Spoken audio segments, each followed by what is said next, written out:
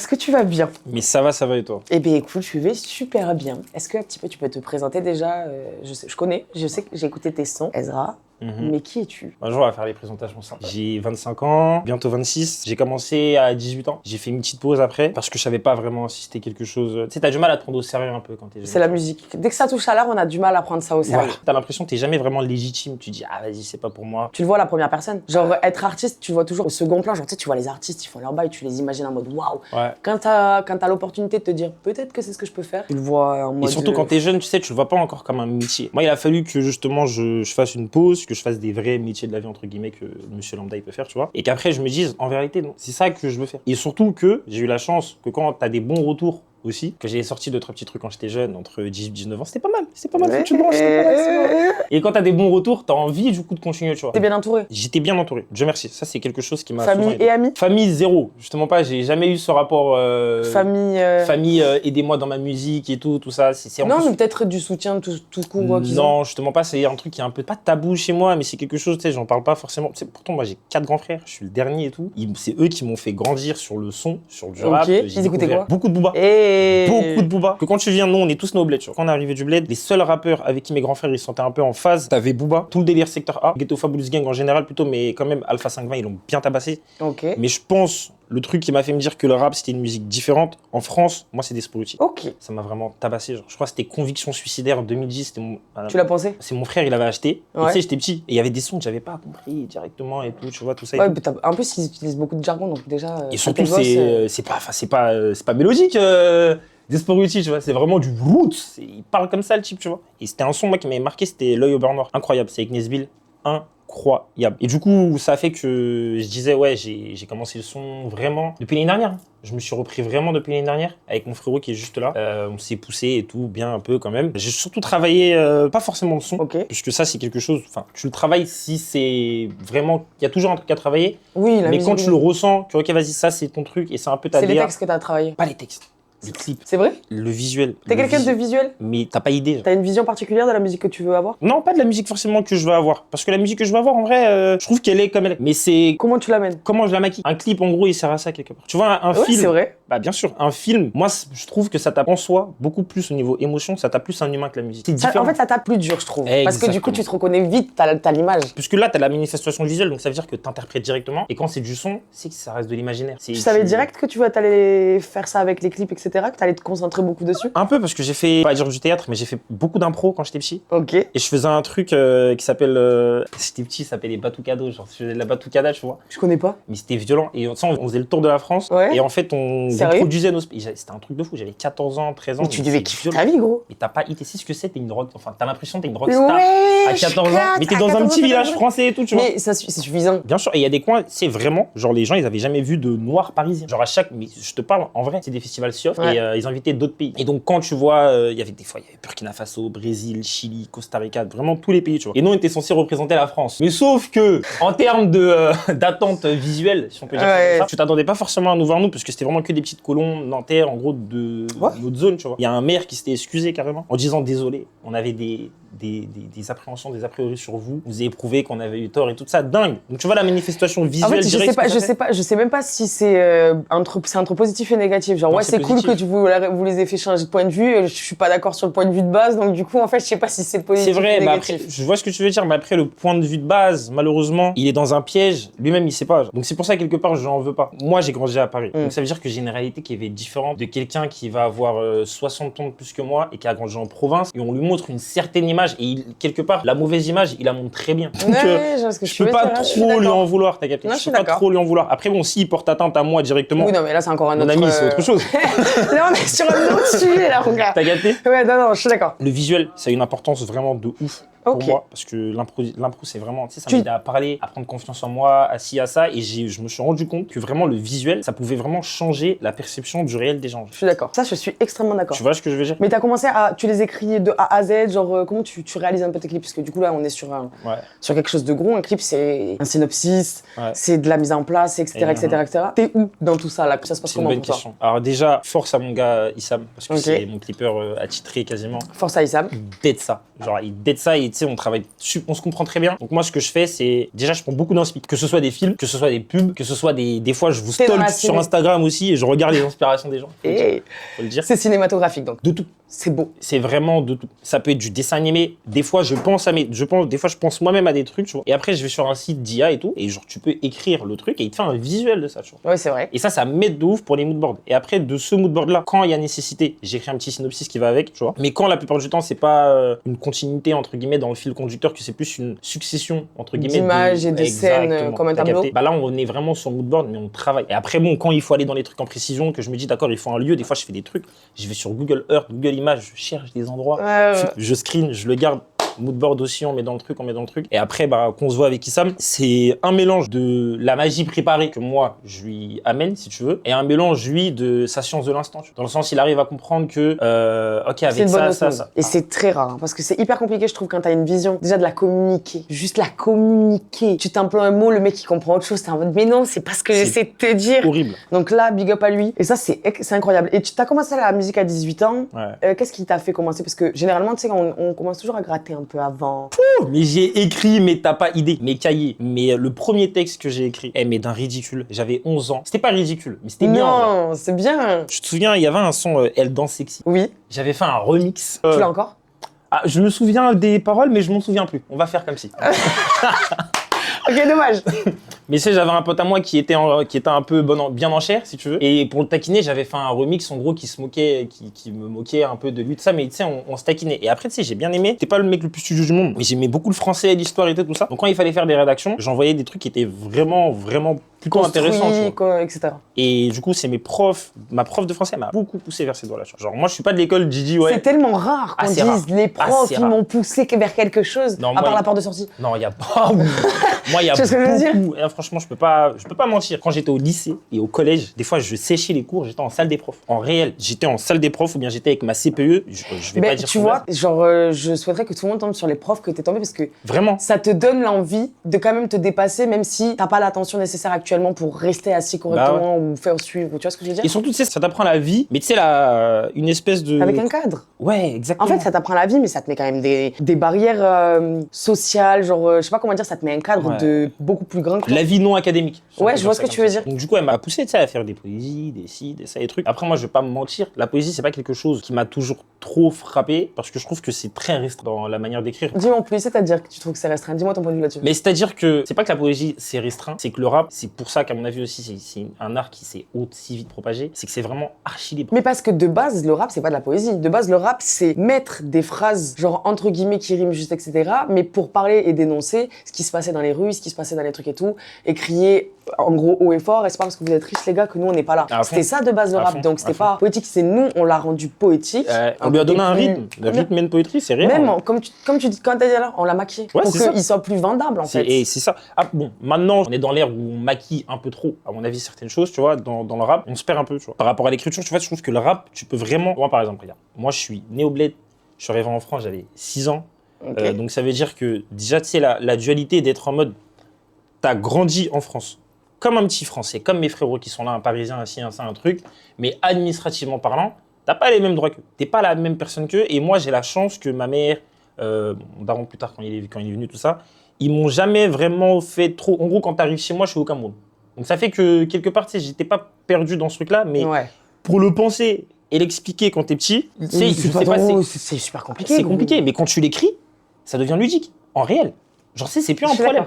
Genre, quand tu l'écris, ça devient ludique. Et quelque part, des fois, tu te dis même... Genre, j'ai déjà fait des textes... Ça te servait à t'évader comme ça? Je crois le plus beau texte que j'ai écrit de toute ma life. J'étais en 4e, rédaction. Ma prof, tellement, je pense, on a parlé 1 heure après les cours. Elle m'a raccompagné chez WAM et elle a gardé ma rédaction. Genre c'est vraiment là, j'ai dit... Oh, j'ai gagné. Ah, j'ai tout dit. Ah, c'est beau. Genre là, et quand c'est que t'as mis du coup ces mots sur de la mélo et que tu deviens l'artiste que tu es maintenant? Au lycée, et il faut voir comment tous ces salauds ils se sont moqués de moi. Mais c'est sûr, évidemment. Mais tu sais que c'est bien. Je pense que si quand tu proposes quelque chose, tout le monde dit waouh, tu n'y vas pas jusqu'au bout. Parce qu'au début t'as aucun challenge. Tu te rends pas compte de la musique, par exemple, justement, comme tu dis, on l'a pas vu de suite comme un métier. Si t'as personne qui te pique, tu vas pas aller voir ce que c'est de plus. Tu vas te dire c'est bien ce que je fais. Ouais, je vais pas faire plus. Exactement. Et en plus moi, le truc qui m'a fait pousser justement, c'est qu'on me disait que mon rap il était pas bien parce qu'il était trop lyrical. Et donc, moi, je me suis dit, vous êtes des fous. Après, bon, on avait 15, 16 ans et tout, tu vois, je peux comprendre. Et surtout que c'était l'époque où, il y avait Young Thug, c'était le mec, c'était le roi du monde. Il sortait des 8 dates, des 6, des ça, tout le monde était ensemble. Même des Famous Deck. C'est des trucs qui étaient très légers en termes de lyrics, tu vois. Mais moi, je n'étais pas trop porté vers ça. Tu sais, quand t'as grandi sur du Despo, des ci, des ça et tout, le rap, t'as une autre perception de la chose, tu vois. Kendrick, il m'a tabassé le cerveau. Il a tabassé le cerveau de énormément de monde. Mais quand j'étais petit, Kendrick, J. Cole et c'était qui, Joey Badass, ils m'ont tabassé le cerveau. Mais tu sais, ils m'ont beaucoup sauvé, genre. Parce que et même en France, on était dans une époque, il y avait beaucoup c'était vraiment la trappe. En gros, ce qu'on faisait à Chicago, dans la mentalité, c'est-à-dire par nous, pour nous, ça c'est bien d'un côté, c'est arrivant en France, tu vois, à ce moment-là. Oui. Mais moi, et c'est que mon avis à moi, pardonnez-moi, c'était nul à chier. Mais ça, mais parce qu'au début, en gros, aux US, c'est dans la rue. En France, c'est arrivé par les médias. Donc en gros, ça n'a pas fait le même impact. Aux US, il est né de quelque chose de revendicateur, etc. Nous, c'est arrivé par quelque chose de commercial. Et de réguler, et de tempérer. Après, le truc qui est bien, c'est que ça a filtré, parce qu'il y avait tellement de rappeurs, wesh. Il y avait tellement de rappeurs. Après, le talent et le temps fait les choses. Aussi, et l'envie aussi, la motivation. Et du coup, là maintenant, t'es quel genre d'artiste? Qu'est-ce que tu fais? C'est quoi ton message? Quand tu fais ton visuel, tu penses à quoi en premier? Qui es-tu maintenant, genre? Qui je suis maintenant? J'essaie d'être un artiste le plus profond possible. Pourquoi? Parce que, pas dans le conscient, dans le sens, je suis pas forcément un mec qui dénonce et tout, tu vois. Mais toutes les questions que moi, je me suis posées par rapport à moi-même, mon être, mon existence, et ce que je peux ressentir et comment je l'ai ressenti, c'est ce que j'essaie de vous mettre dans les sons, genre. Et c'est pour ça que je dis plutôt de la profondeur, tu vois. C'est quelque chose de personnel et de profond pour toi. Exactement. C'est un rap qui est un peu, c'est bizarre, mais c'est un rap intime. Quelque part aussi, dans le visuel, j'essaie de faire quelque chose qui soit très minimaliste, assez épuré pour les... Parce que les gens, ils s'en rendent pas compte, hein, mais c'est épuré pour l'esprit, ça veut dire quelque chose, genre. Que quand tu regardes une image, les informations, elles soient directes, elles soient peu, mais elles soient complètes. Quand tu regardes mon clip, tu penses complet. Hein. Je suis obligé. Oh, regarde, normalement, on devrait tous l'être et on l'est pas forcément. Donc c'est vraiment bien de penser complet comme ça. Hein. C'est vrai. C'est vrai. Mais après, je pense comme ça parce qu'à un moment, je me suis dit que... Bah, là, il y a pas longtemps, carrément, j'ai fait ma première scène, tu vois. Alors je te mens pas, c'était... j'ai fait comme si, mais j'étais stressé. J'étais super stressé. Et en vrai, ça s'est super bien passé. Et tu vois, par exemple, tout ce que tu es en train de dire là, tu vois, être complet. Il y avait des meufs qui étaient venues me voir après la presta et tout. Et elles m'ont posé une question, genre sur un texte que j'avais écrit. Est-ce que tu sais le truc de fou que c'est pour moi? Genre, tu te casses la tête dans ta chambre. Tout ce que tu as lu, tu as appris, tu as ci, tu as ça, truc. Ça devrait être comme ça. Écoute-moi bien. Je suis désolée, ça devrait être comme ça. En fait, mais je pense, et c'est mon humble avis, que ça y est, on a fini. Ça veut dire que, en fait, vers 2015-2017, le rap, il est passé sur des onomatopées et sur des vibes, et sur des trucs. Mais là, je trouve qu'on est en train de repasser dans ce truc où les gens, ils en ont marre d'écouter des A, des B, des C et ils veulent une phrase, ils veulent comprendre, etc. Je trouve qu'on passe là-dessus et je suis d'accord avec toi, ce sentiment de... T'as capté ce que je voulais dire, toi. Toi, t'as pris... Mais c'est un truc de fou, genre. C'est incroyable. Elle vient de dire ça. Honnêtement, je lui ai dit, là, c'est le plus beau compliment que tu puisses me faire, genre. Parce qu'elle dit pas seulement qu'elle a aimé ta phrase, elle est en train de parler avec toi et elle veut la comprendre. C'est un truc de fou. Et là, tu dis qu'en fait, bah, j'ai toutes les raisons du monde d'encore plus insister dans ce que je suis en train de faire. Si je te mets dans 20 ans, là, et que tu te retournes, tu veux voir quoi? Dans 20 ans, je me retourne, je veux voir quoi? Là, dans 20 ans, je te mets toi dans 20 ans, tu te retournes et tu regardes l'artiste que t'es, qui es-tu? Qu'est-ce que t'as transmis? Qu'est-ce que t'as fait? Qu'est-ce que tu veux? C'est une très bonne question. Un truc que je kifferais, ce serait de me dire que le cinéma, fait par des jeunes de banlieue, si tu veux, il revient un peu sur le devant de la scène. Parce qu'honnêtement, je pense que niveau rap, il y a des gens qui apportent leur pierre à l'édifice, c'est sur la durée de l'héritage du rap. Mais moi, ce que j'aimerais, c'est que, parce que les mecs, ils voient que, pas que moi, mais tu sais, d'autres mecs qui sont moins connus, travaillent leur visu, etc. Travaillent leur visu. C'est que l'acting, que le théâtre, que les mecs, ils comprennent que ça, c'est important et que c'est pas seulement le clipper qui doit s'en occuper. C'est toi aussi, gros. Il faut que tu penses à ce que tu veux. Tu sais qu'il y a tellement d'artistes qui passent et qui font des clips de rue avec des beaux juste parce que ils sont pas à l'aise, etc. Je suis d'accord avec toi. C'est un truc à développer, ça. Mais tu vois, ça, c'est quelque chose qui nous sépare, par exemple, des States. Bah, c'était même James C, quand il était ici, il a dit un truc qui était très pertinent. Il n'y a pas cette passation culturelle. Pour moi, normalement, la passation, c'est vraiment arrêté en 2015. On est vraiment parti sur autre chose. Même un peu avant. En fait, en 2010-2011, t'as le rap qui s'est émancipé en France et qui a arrêté de pomper un peu sur les States, mais ils ont pas juste arrêté de pomper, ils ont vraiment voulu... Tu penses? Mettre... En fait, oui. Moi, je sais pas. Pour moi, je pense qu'au contraire, il s'est jamais autant américanisé. On était très dans les clips américain, ça veut dire on faisait des clips très américanisés, etc., etc. Sur les prods, c'était pareil, et sur la façon d'écrire, c'était pareil. Aujourd'hui, on utilise, donc on pompe toujours que ce soit sur les styles, parce que là, en fait, ça crée là-bas, ils ont plus de moyens, donc ils amènent le rap. Ça vient d'eux aussi, tu vois. Tout simplement. Mais sur les clips, on a beaucoup plus de personnalité, sur les prods, pareil, on s'est un peu détaché de leur côté plus rock qu'ils ont. Aujourd'hui? Ouais, maintenant. Aujourd'hui, je trouve que, en fait, et c'est ça, c'est que depuis 2011. Avant ça, on était pompé à mort US. T'as quoi de prévu là prochainement? Là, prochainement, on va sortir un clip. On va sortir 2-3 clips même. Ouais. On est aussi sur... justement, parce que le cinéma, ça a une petite importance. Donc, on a envie de faire des espèces de... Pas des courts-métrages, mais j'en dirai pas plus. Mais en tout cas, vraiment donner une importance au visuel et vraiment faire comprendre que... Tu sais qui a donné une importance que tu devrais peut-être regarder? C'est Merci de Wallace Cleaver. En gros, il a fait un album. Donc, et cet album, il l'a fait en court-métrage. C'est violent. C'est son clip, c'est le clip entier, donc tout l'album, il passe à travers tout l'album en court-métrage. Et c'est d'un touchant, mon gars. Larme à l'œil, j'ai fini. Un truc, Wallace Cleaver, incroyable. Et c'est quelqu'un qui écrit, c'est de la poésie, qui fait vraiment quand il écrit, c'est de la poésie, c'est un peu brut. Et visuellement, je pense que ça va te plaire. Tu vas dire, ok, le mec, il a bossé le bail. C'est un ricain, j'imagine? Non. C'est quoi? Français? Arrête. Mais bien sûr. J'entends Wallace. Mais oui, je sais, c'est vrai. Mais c'est un Français. Mais respect, franchement, respect à lui. Non, ce gars, il est très très fort et je te jure que visuellement, ça te plairait. Parce que je pense qu'il travaille beaucoup aussi cet aspect émotionnel dans ce qu'il amène visuellement. Et je suis d'accord qu'avec le recul, en fait, ça me donne un autre impact dans la musique. Du coup, j'ai vraiment un autre impact de lui. Tu vois le délire? Ouais, et non, après, la musique que je fais aussi, quand même, j'y mets. Genre, je travaille. Genre, j'aime pas. L'école de rap dans laquelle j'ai grandi, elle est très lyrique. Mais ce qui est bien, c'est parce qu'on est parti dans une époque qui était très, très, très mélo. Ça a forcé aussi peut-être des mecs comme moi qui avaient ce défaut d'être trop lyrical à faire un effort, tu sais, sur le flow, tu vois. Ouais. C'est plus naturel, les inspirations cinématographiques pour moi, mais dans la musique, je vais les chercher beaucoup plus loin. Parce que justement, c'est quelque chose qui est peut-être moins naturel à. Waouh! Dans des sphères, man. Waouh! Même là, quand j'étais sur scène la dernière fois, c'est là que j'ai vu que ouais, je suis parti chercher. Il y a vraiment un moment, tu sais, tu fermes les yeux. Ah ouais, c'est long, oui, c'est ton palais mental. Moi, j'appelle ça le palais mental. Le palais mental. Ouais, le palais mental. Tu sais, c'est ton château intérieur, c'est-à-dire. Ah, le palais, genre un palais, je peux dire un palais, genre les goûts du mental. Non, c'était cohérent. Mais attends, ouais, c'était hyper cohérent. C'était super cohérent. C'était super. Mais maintenant, je vais peut-être la ressortir, ça. Genre, me dis, c'est quoi? Copyright. Le goût mental. Ezra, d'accord? Non, je le dirai à personne. Quoi, je dirais, s'ils n'ont pas vu la vidéo, ils sauront jamais. Mais je te jure que c'est ce truc de. Là, il faut que tu vives l'instant, mais il y a ce côté pression en tête. Et là, d'un coup, tu prends un je suis dans ma paix, je suis dans mon monde, je suis dans ma bulle, et ce qui se passe, je le vis différemment. Mais tu vois, ça aussi, j'arrive avec. C'est ça que l'entourage, c'est important. Moi, les mecs qui savent qu'au studio, je suis très casse-cou. Genre, même des fois, les mecs qui chuchotent, ça m'énerve. Moi, c'est parce que. Il y a un moment où, quand je sais que je fais du son, et surtout qu'il y a certains types de sons, il y a des sons, t'as vu, ça va être un peu plus dansé et tout ça. Mais il y a des sons, quand par exemple, je veux parler des trucs que je considère avoir raté dans ma vie. Les gars, soit vous partez. Ouais. Soit tu me laisses dans mon truc, soit ça va pas le faire.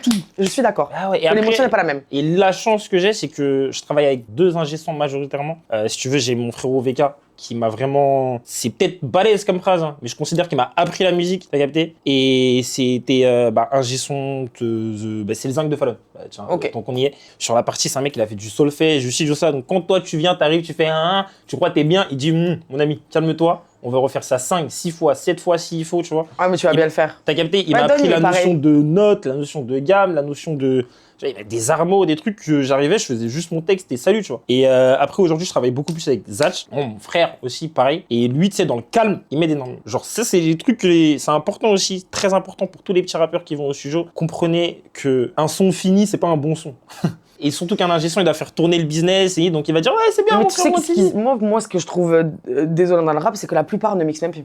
C'est une dinguerie. Une mise à plat, il est bon. Non, envoie-le au mix. Mais tu sais, il y a aussi autre chose, moi, qui me frappe. C'est dans le sens, il y a tellement, et je vous jure, hein, et ça, c'est quelque chose où on peut vraiment, pour moi, se comparer avec les States. Il y a des ingé sons de qualité, sa mère, en France. Arrêtez avec YouTube. T'as vu, il faut qu'on arrête avec YouTube. Non. Parce qu'à un moment, il faut que les mecs, ils mangent aussi. En fait, oui, mais on oublie trop les ingé sons. Oui, mais attends, les mecs qui sont sur YouTube. Alors, quand on dit YouTube, les gars qui ont posé des prods sur YouTube, je prends notamment Case, qui est... Allez voir ce truc. Ce gars fait des prods. Non, je dis pas qu'ils sont pas bons. Mais je dis que malheureusement, la plupart du temps, quand un type il va prendre une prod sur YouTube, il va pas la payer. Oui, mais il peut pas la sortir. Il peut la mettre sur YouTube, tu vois. Dans le sens où même lui, pour qu'il se prenne au sérieux. Okay, et c'est même humainement, tu vois. Allez chercher des beatmakers. Allez chercher des trucs. En fait, il y a un problème. Moi, je vais t'expliquer. J'ai un énorme problème avec les beatmakers parce que on n'a pas la même vision. Ça veut dire que je rentre chez moi, ta prod, elle ne me fait rien. Aucun effet, pas d'émotion, rien. Et je me retrouve... Les beatmakers en général. J'en ai fait plusieurs. Hein. Et en gros, j'ai pas ce truc. J'essaye, je rentre chez moi, sache que ta prod, je ne vais jamais l'utiliser. Mais toi, c'est... Waouh. Non, mais il faut le savoir. C'est pas moi, mais j'ai mal, carrément. Mais je comprends. Et en fait, alors que quand je suis sur le soir, je viens d'écrire mon texte, pars sur YouTube, parce que la prod, nous, on l'achète. Tu vois ce que je veux dire? On n'est pas en mode on va le travailler personne. Je pars sur YouTube, d'un coup, je tombe sur une mélo, une prod qui part et t'es en train de m'expliquer ce que je viens d'écrire. Toi et moi, on vient de matcher. Là, c'est carré. En fait, je kiffe les beatmakers, les clippers et tout ça parce que. Mais parce que tu kiffes l'art. Ça y est, j'ai capté ça. toi. Et on voit les rappeurs et tout. Mais t'as vu, les vrais passionnés sont derrière. N'oublie pas que toi, tu vois pas ça, mais n'oublie pas deux choses. Toi, t'es un artiste et il y a des rappeurs. C'est quand même deux choses différentes. Et il y a des musiciens et il y a des chanteurs. C'est pas la même chose. C'est doux. Mais c'est vrai, c'est réel. Là, on parle depuis tout à l'heure et tout, et tu parles art. Toi, t'es dans l'art. T'es un artiste. Je vois ce que tu veux dire. C'est vrai que j'ai pas grandi dans le rap. Tu vas être dans le lyrics, tu parles de la prod comme quoi les mec, aussi du visu, mais t'es dans l'art, mec. Complet, tu vois ce que je veux dire? C'est totalement artiste. Tu sais mettre les gens à l'aise, mon Dieu. Non, mais c'est parce que c'est vrai en vrai. Non, merci, et t'as ensuite les rappeurs qui sont là parce qu'ils ont des trucs à dire. Et je veux pas savoir si je rappe bien, je veux pas savoir si j'ai des trucs. Au final, tu rappes bien, mais ils rapperaient mal. Je pense qu'il y en a certains qui rapperaient quand même. Bah parce qu'il y a le facteur argent aussi. Il y a le facteur argent et il y a le facteur, c'est ce qui les a sauvés. Point barre. Ouais, c'est exactement ils veulent pas ça. truc. Ils veulent Toi, pas je pense que même si ça te sauverait pas, tu serais encore là-dedans parce que c'est ton truc, tu vois. Ça te motive, ça te donne une flamme, etc. C'est tous les mecs qui font du son et qui sont pas connus, on va dire. Ils savent qu'en réalité, quand tu commences à dire que ok, je vais faire du son vraiment, dans un premier temps, ça t'apporte plus de problèmes qu'autre chose. 3 thèmes que les gens sur lesquels ils vont tomber en t'écoutant le plus souvent. L'Afrique. Tout ce qui concerne le monde renois en général. Je peux pas vivre en me disant, tu sais, j'aime bien l'histoire et de cultiver et tout ça. Donc, tout ce qui est politique, tout ce qui est renois, tout ce qui est... Tu mets dedans? Quand même un peu. Si je fais pas, mais j'aime pas dire que je fais du rap conscient. Non, mais tu te l'amènes par lyrique, comme tu as dit tout à l'heure. Exactement, tu vois. Bah, dans l'univers, si vous avez le temps de vous brancher, branchez-vous. Dans l'univers, je trouve que j'aime bien comment j'ai expliqué. Et c'est très mélancolique, j'aime bien les prods que t'as choisi, vraiment. Merci beaucoup. Mais ça, c'est mon frérot Névu, c'est mon frérot VK aussi. Très très bon. Genre le côté très mélancolique, très... Ouais, ça j'avais kiffé. Ça, c'était violent. Et sinon, l'Afrique, après, les femmes aussi. Parce que comme on dit, c'est femmes qui m'a fait, c'est femmes qui m'a défait. Ça aussi, c'est réel. C'est quand t'as un garçon... C'est une très belle phrase. Mais c'est vrai, quand t'as un garçon, quand t'as mine de rien... Et surtout que ça, c'est quelque chose que j'ai remarqué aussi avec le temps. Beaucoup de mecs de ma génération, j'ai 25, tout ce qui est entre 98 et 2002, non. On a un peu les mêmes carences, si tu veux, d'adolescence, ici et ça, et trucs, tu vois. Et surtout, nous, les garçons, et peut-être les filles aussi, elles font pareil, tu vois. Mais nous, les garçons, des fois, on va chercher de la normalité chez les meufs. Parce que les meufs, elles sont plus stables que nous. Et du coup, si tu veux, ce que tu veux dire. Plutôt que d'apprendre la vie à travers daron ou à travers ma daronne ou à travers si à la maison dans un cadre qui est censé être normal en vrai, bah tu sais c'est l'expérience que tu fais avec les meufs, genre t'apprends la trahison, t'apprends que toi tu peux être un bâtard aussi des fois, t'apprends la sensibilité, c'est bien d'avoir admis. Bah il faut. Bon après moi j'ai passé cette époque mais c'est bien. Mais en vrai non, tu t'apprends vraiment la vie à travers les femmes quand t'es un garçon, mais le problème c'est que c'est pas censé être aussi jeune en vrai. Ouais, et puis alors plus ça va, et plus c'est jeune. C'est violent. Et là, en gros, la dernière question, c'est une question que je pose à tout le monde. Ouais. En gros, c'est pourquoi ta réussite et pas celle d'un autre. En gros, là, quelqu'un demain, il veut prendre un projet en cours. Tu vois ce que je veux dire? Quel qu'il soit, hein, pourquoi il devrait réussir? Qu'est-ce qui, pour toi, fait la réussite, t'amène à la réussite? Tes principes, rien d'autre. Oh, c'est une putain de belle réponse, je l'ai pas vu celle-là encore. Mais pour une raison toute simple, aujourd'hui, je sais pas, on va dire c'est qui le mec qui va marcher le mieux en France, qui a ma génération. Par exemple, Joe Lagreen. Ouais. On est à peu près de même âge. On vient à peu près de la même zone, il vient de Bois-Colombes, je crois, je viens de Colombes, tu vois. Et tout ça, lui c'est bien le niveau là où il est, tu vois. Et tu dirais, oh putain, j'aimerais bien être à sa place, nanana. Mais tu sais pas les problèmes qui viennent avec. Tu vois ce que je veux dire? Et il faut comprendre qu'en fait, problème de pirogue, c'est problème de pirogue, problème de Porsche, c'est problème de Porsche. Si t'as un problème de demain, je sais pas, j'ai une pirogue, tout, il y a une fuite, je peux remettre du bois, un sparadrap, mon véhicule il est pas ouf, donc il faut une réparation de pas ouf. Si demain j'ai une Porsche, mon moteur il a un problème, combien il faut déverser? Est-ce que tout le monde est prêt à payer ce sacrifice? Tu vois ce que je veux dire? C'est beau. Donc moi c'est pour ça que la réussite des autres, c'est en vrai, à un moment, et puis il y a aussi autre chose, ils ont rien qui me fait envie. Moi je n'écoute pas les conseils des personnes qui n'ont pas ce que je veux. En plus, ils ont vraiment rien qui me fait envie, tu vois. Et je suis vraiment content pour tous les types de mecs de mon âge au-dessus, tout ça qui marche dans la musique, surtout que je trouve que on est en train de se rapprocher d'un futur âge d'or du rap français, je pense. Parce que tellement on est passé par de la merde pendant longtemps, il y aura un mix de beaucoup de bonnes choses qui arrivent. Et je pense que, tu sais, même un mec comme Joe Lagreen, en termes de visuel, il est utile pour la bah alors là, moi, je vois un peu comme un espèce d'A$AP Rocky de chez nous, tu vois. Très exploitable esthétiquement aussi, t'as capté? Bah oui, il est mannequin maintenant. En plus, mais franchement, c'est carré. Bah oui, il est devenu mannequin. Franchement, c'est carré. Faut pas vouloir l'argent, c'est dur, c'est cliché à dire. Faut vraiment pas chercher l'argent dans la musique parce que c'est là-bas que tu vas perdre. Mais de toute façon, t'en pètes plus que ce que t'en gagnes. Et en plus. La vérité elle est là, ou alors quand t'as déjà quelqu'un, mais la réalité c'est que tu en pètes plus que ce que t'en gagnes. En plus. Et c'est vrai, il y a tellement d'argent partout que si tu vas le chercher dans la musique, moi, pardon, je considère que t'es bête. Parce que c'est même pas le moyen le plus simple de l'avoir. Là, je suis d'accord. Même pas. Eh bien, écoute, je suis ravi de t'avoir rencontré. Mais ravi aussi. Très bonne humeur, très bonne humeur. Très artistique, j'aime beaucoup. Merci. Bel bisou à la caméra. Et ciao ciao.